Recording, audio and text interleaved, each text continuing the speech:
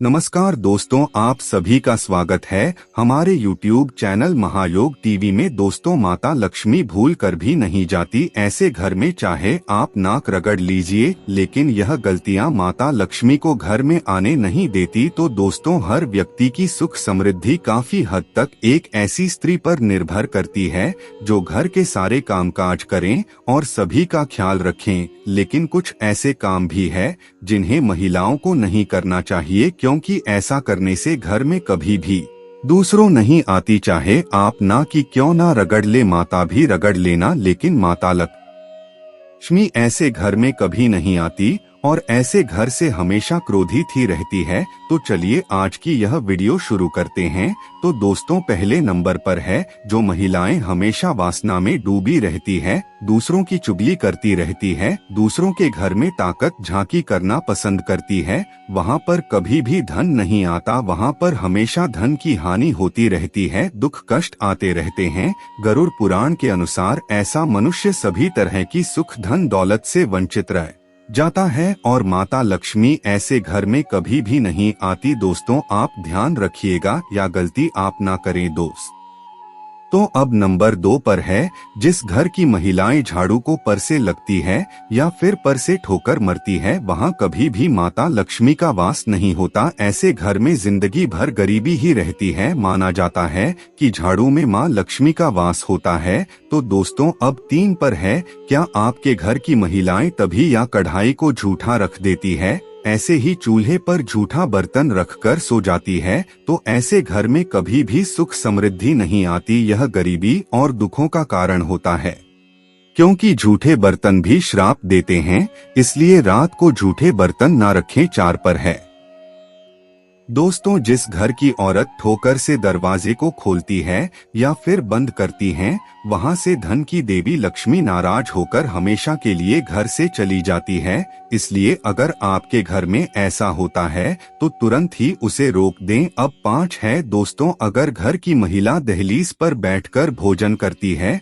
तो उसे घर की बर्बादी का कारण वह बनती है। हमारे हिंदू धर्म में इसे बेहद ही अशुभ माना जाता है। दहलीज पर भोजन करना, पति की हैसियत से ज्यादा भोजन करना, इन सब से घर में बर्बादी आती है। हफ्ते में एक बार नमक पानी मिलाकर घर में पूछा जरूर करें। ऐसा करने से माता लक्ष्मी की कृपा बनी रहती है। अधूरी साफ सफाई करने से माता लक्ष्मी क्रोधी होती है। दोस्तों, 7 जी घर की महिलाएं रात को या शाम को झाड़ू लगाती है, उसे घर में कंगाली अवश्य ही आती है। इसलिए इस आदत को छोड़ दे, माता लक्ष्मी निराश हो जाती है, क्योंकि इस समय माता लक्ष्मी के आराम का समय होता है। अब 8 है, अगर आपके घर की महिलाओं को देर तक सोने की आदत है तो वह घर परिवार बहुत ही जल्दी नष्ट हो सकता है। देर से सोना और सुबह न उठाना अपने परिवार वालों के लिए और पति के लिए असफलता का कारण बनता है। माता लक्ष्मी ऐसे व्यक्तियों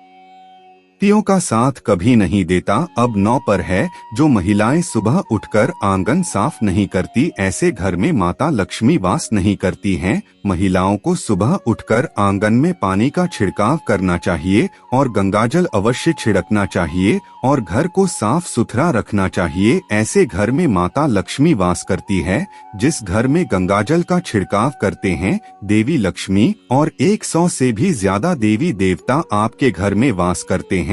ऐसा कहा जाता है कि महिलाओं को समझना बहुत ही मुश्किल काम है, लेकिन महिलाएं हमेशा से पुरुषों के लिए कोई पहेली से काम नहीं होती। एक महिला को माँ, बहन, दादी, पत्नी और दोस्त के किरदार में देखते हैं और वह अपनी हर किरदार को बखूबी निभाते हैं। ऐसे में हम यह जान सकते हैं कि महिलाओं के सुंदर लहराते बाल न सिर्फ उनकी खूबसूरती निखारते हैं, बल्कि यह बहुत अच्छे भाग्य को भी दर्शाते हैं। सामुद्रिक शास्त्र में महिलाओं के बल के बना बटन के बालों के बारे में संपूर्ण जानकारी मिलती है। बालों के बनावट के आधार पर ही उनके स्वभाव की पहचान की जा सकती है। लेकिन महिलाओं में चिंता की बात यह है कि जब उनके बालों की बनावट गलत हो तो ऐसे बोल शुभ नहीं माने जाते। तो चलिए जानते हैं। तो दोस्तों, पहले नंबर पर है कम से कम बाल और बेजान बाल। पतला बाल शास्त्रों के अनुसार जिन महिलाओं के कंबल होते हैं और पतले बाल होते हैं, तो उन्हें कई सारी परेशानियों का सामना करना पड़ता है। ज्योतिष शास्त्र में महिलाओं के टूटे बाल और गंदे बाल शुभ माने जाते हैं। ऐसी महिलाएं होती हैं, उनके घर में कभी भी कामयाबी प्राप्त नहीं होती। ऐसे घर की महिला बीमारी से ग्रस्त भी होती है। दो है दोस्तों अब लंबे या घुंघराले बाल।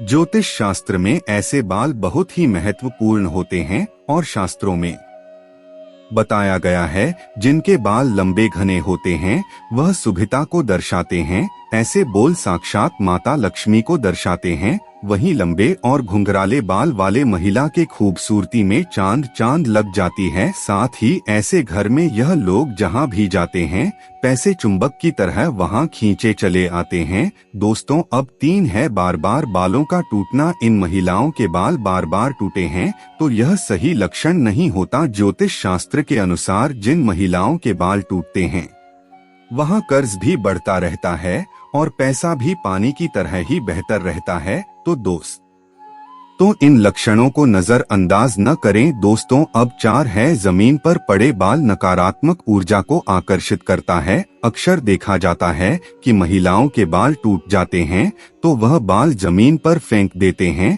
जिसके कारण टूटे हुए बाल किसी गलत व्यक्ति के हाथ में लग जाते हैं जो उसका गलत इस्तेमाल कर सकता है या फिर टोने टोटके द्वारा आपको अपने बस में भी कर सकता है और यह आपके परिवार के लिए बहुत ज्यादा खतरनाक हो सकता है। यहाँ तक कि आपके परिवार में मौत का जल भी बन सकता है। इसलिए सावधान रहे और टूटे हुए बाल को कभी भी किसी अनजान व्यक्ति को ना दे और ना ही टूटे हुए बाल को इधर उधर फेंक। हमेशा टूटे हुए बाल को आपको अपने हाथों में लपेटकर किसी चीज में बांधकर ही फेंकना चाहिए और इसी में आपकी भलाई है। दोस्तों अब नंबर 5 है महिलाओं के बल और उनकी एक गलती पूरे परिवार को बर्बाद कर सकती है। शास्त्रों के अनुसार शाम के समय आप एकांत में है तो तुरंत अपने सर पर पल्लू डाल ले, इसी में आपकी भलाई है क्योंकि रात के समय कभी भी खुले बाल करके नहीं सोना चाहिए और ऐसा करने से बुरी आत्मा आप पर हावी हो सकती है।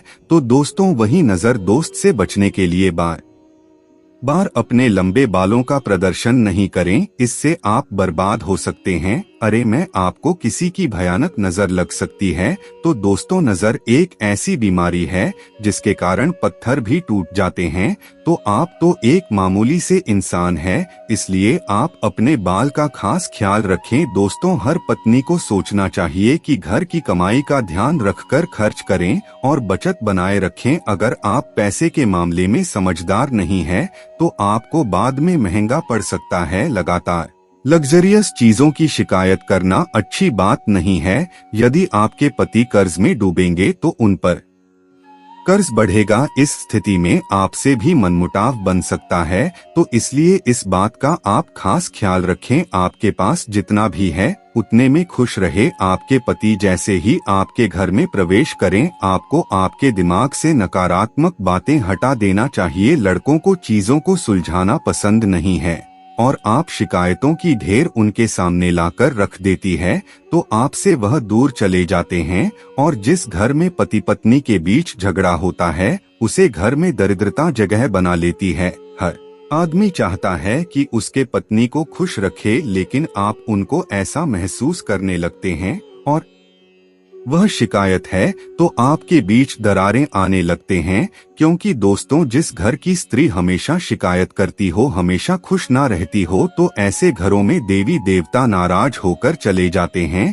तो घर की स्त्री का स्वभाव शांत होना चाहिए। शिकायतें आपको ज्यादा नहीं करनी चाहिए, इससे पति पत्नी के रिश्ते भी सुधरेंगे। साथ ही साथ देवी देवताओं का आशीर्वाद भी आपको प्राप्त होगा। इसलिए हमेशा घर में शांति बनाए रखें। तो दोस्तों आपको हम बता दें कि स्त्री पुरुष समाज के 2 ऐसे स्तंभ हैं जिन पर पूरी दुनिया टिकी हुई है। विपरीत लिंगी होने के कारण दोनों के मध्य आकर्षण होना भी स्वाभाविक और सत्य बात है। यह दोनों एक दूसरे के पूरक है, एक दूसरे के बिना दोनों अधूरे हैं। इसी क्रम में दोनों का परस्पर मिलन भी एक सामान्य बात है। धार्मिक मान्यताओं के अनुसार स्त्री पुरुष का संगम यदि परंपराओं के अनुसार होता है तो यह एक पवित्र घटना होती है। सरल शब्दों में देखें तो दोनों का मिलन अगर समाज द्वारा बनाए गए विधि विधान से होता है तो यह एक सामान्य घटना है। क्या है धार्मिक मान्यता? विवाह एक धार्मिक संस्कार ही माना गया है।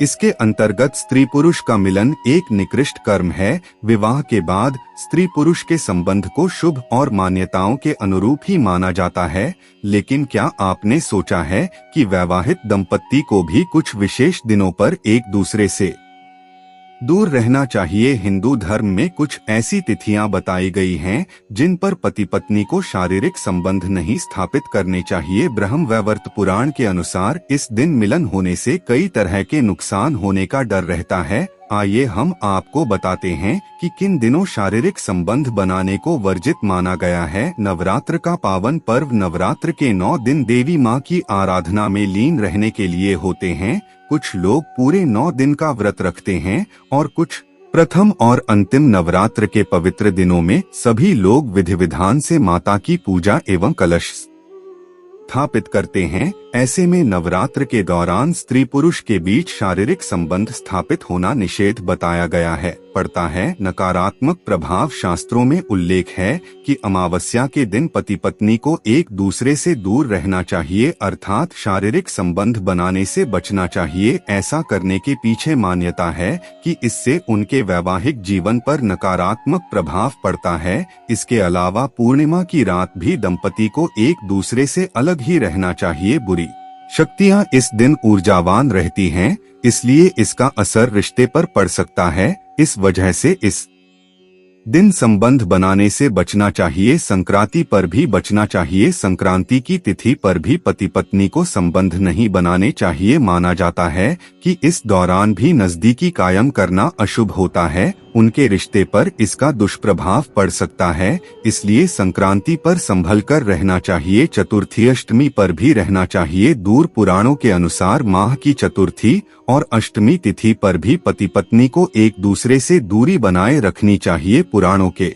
अनुसार रविवार का दिन भी पति पत्नी के मिलन के लिए सही नहीं है, इसलिए इस दिन एक दूसरे से दूर ही रहना चाहिए। शारीरिक संबंधों के लिए यह समय उचित नहीं होता है। श्राद्ध पर साथी के निकट जाने से बचना चाहिए। श्राद्ध का समय पितरों को स्मरण करते हुए उनकी पूजा अर्चना करने का होता है। 15 दिनों तक लोग अपने पितरों की आत्मा की शांति के लिए पूजा, यज्ञ और हवन करवाते हैं। इसलिए मन, तन, कर्म, वचन से शुद्धि बहुत जरूरी होती है। इसलिए श्राद्ध या पितृपक्ष के दौरान भी पति पत्नी को संबंध बनाने के विषय में सोचना तक नहीं चाहिए। मन में अच्छे विचार लाने चाहिए। व्रत में संभोग उचित नहीं। धार्मिक मान्यता है कि जो मनुष्य जिस भी दिन किसी भी भगवान के लिए व्रत रखें, उस दिन पवित्रता और शुद्धता का खास ख्याल रखना चाहिए। पूर्णतया साफ मन से पूजा करते हुए विधि विधान से व्रत करना चाहिए। शास्त्रों में भी कहा गया है कि व्रती को ब्रह्मचर्य का पालन करना चाहिए, तब ही व्रत का पूर्ण लाभ मिलता है। चाहे स्त्री हो या पुरुष, जो भी व्रत रखते हैं उस दिन किसी प्रकार से अपने साथी के करीब जाना या संभोग करना सही नहीं बताया गया है। संतान प्राप्ति में आ सकती हैं समस्याएं। अगर कोई दंपति संतान प्राप्ति के लिए संबंध बनाने की सोच रहे हैं तो उन्हें वर्जित दिनों पर संबंध बिल्कुल भी स्थापित नहीं करने चाहिए। ऐसा करने पर भयानक परिणाम भुगतने पड़ सकते हैं। जिस दिन उन्हें यह विचार मन से बिल्कुल निकाल देना चाहिए। खड़ी होती हैं परेशानियां। अशुभ दिनों पर अगर कोई स्त्री गर्भधारण कर लेती है तो ऐसा करने से सभी अशुभ ग्रहों का असर होने वाली संतान पर होता है। फिर जन्म के बाद ऐसी संतान के लिए एक के बाद एक परेशानियां खड़ी हो सकती हैं। किन्नर हो सकती है संतान। हिंदू धर्म पुराण गर्भ उपनिषद में स्त्री पुरुष के संबंध बनाने से गर्भ में शिशु के जन्म और उसके विकसित होने का उल्लेख किया गया है। साथ ही शिशु गर्भ के भीतर 9 महीने तक क्या विचार करता है, इस बारे में भी बताया गया है। गर्भ उपनिषद के अनुसार अनुचित समय पर शारीरिक संबंध बनाने से एक किन्नर की उत्पत्ति होती है। इस रहस्य को गर्भ उपनिषद में बताया गया है। मंगल पहुंचाता है।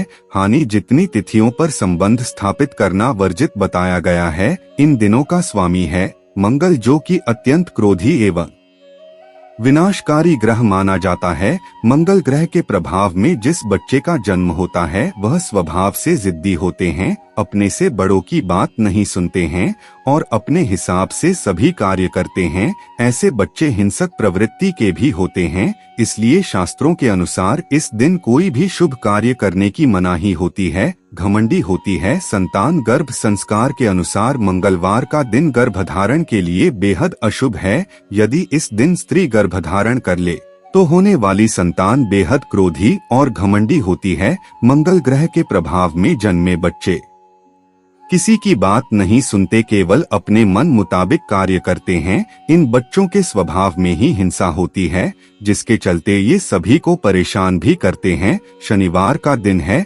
अशुभ शनिवार शनि ग्रह को समर्पित होता है। ज्योतिष शास्त्र में इस ग्रह को क्रूर और पापी की दृष्टि से देखते हैं।